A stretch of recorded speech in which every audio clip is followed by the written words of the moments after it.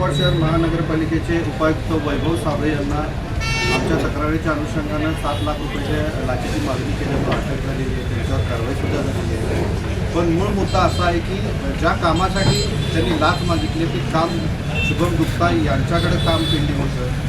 त्याच्यामध्ये शुभम गुप्ता यांनी बऱ्याच चालढकलपणा केलेला आहे, वेळकाढूपणा केलेला आहे. कायद्यात कुठल्याही प्रकारची तरतूद नसताना देखील बेकायदेशीरपणे त्यांनी बऱ्याच वेळेला कमीत कमी 4 ते 5 वेळा ही फाईल खाली रिजेक्ट करण्याचं काम त्यांनी केलेलं आहे. म्हणजेच त्यांनी देखील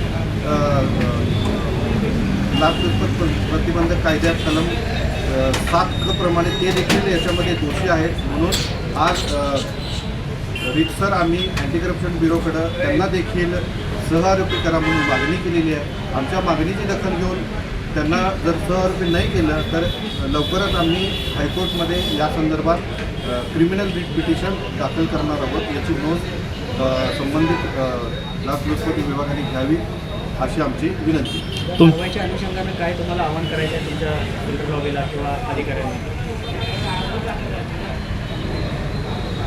मुळात सगळ्यात मोठा महसूल देणारा विभाग जर असेल तर तो नगररचना विभाग आहे. आणि या नगररचना विभागामध्ये कोट्यावधी रुपयाचा महसूल बांधकाम व्यावसायिक आर्किटेक्ट बिल्डर हे देत असतात. असं असताना देखील बिल्डर लॉबीवर किंवा बांधकाम व्यावसायिकांवर अशा पद्धतीची वेळ येते की लाखो रुपयाची लाच द्यावी लागते.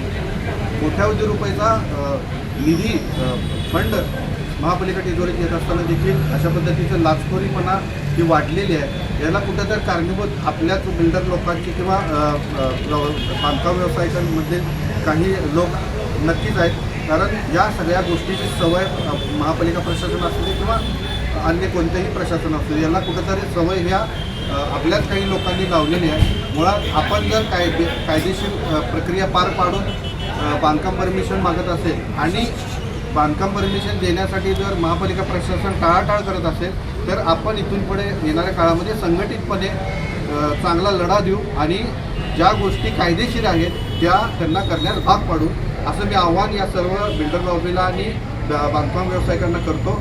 आणि एक नम्र विनंती करतो की आपल्यातली एकी दाखवण्याची ही वेळ आहे. मी सगळ्यांना आव्हान करतो की लवकरच आपण सगळ्यांनी मिळून बसून एक मीटिंग घेऊया आणि या संदर्भात ज्या ज्या गोष्टीची अडचणी आपल्याला येतात महापालिका प्रशासनाकडून त्याचं सर्वस्वी एक निवेदन तयार करून संबंधित विभागाला आणि आयुक्तांना द्यावं अशी मी आपल्या माध्यमातून सर्व बिल्डर लॉबी आणि बांधकाम व्यावसायिकांना आवाहन करत आहे.